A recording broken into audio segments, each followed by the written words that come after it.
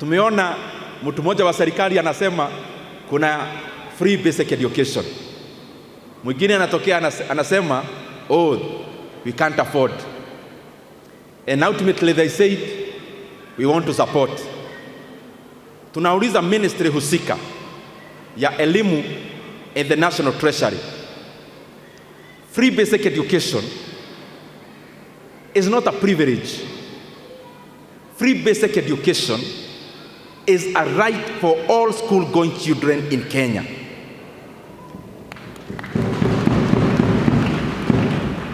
And if it is true, as you say, that you support free basic education, shule zimebakia wiki mbili wafugue.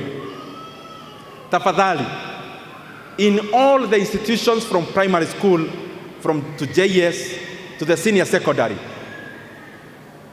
tunaomba na tunauliza, and we are also demanding that the arrears ile haijalipwa ya capitation itumwe kwa mashule zetu so that they can continue offering quality education to the learners in Kenya.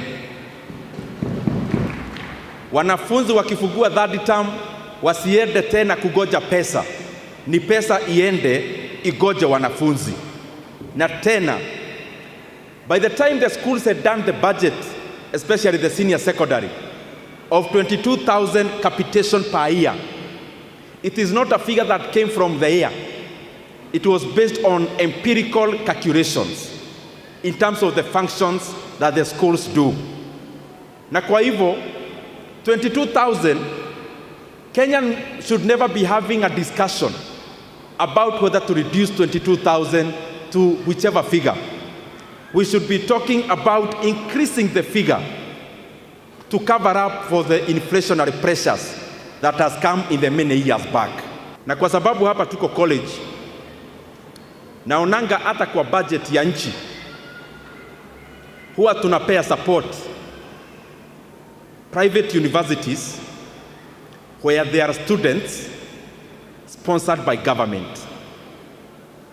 Maybe it is a high time the ministry concerned of higher education, na pia department ya TVET, it is the high time they also start giving sponsorship to private students in private universities.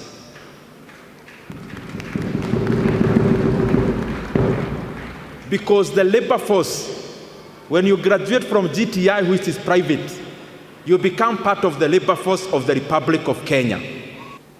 When you graduate from GTI or any other private university or private institution, being a college or a TTI, you now transition to become part of the labor force of Kenya. And therefore, the sponsorship that we continue to give even the public colleges, even the private colleges, what they do is to refine the labor force of Kenya, and therefore they deserve the same kind of support.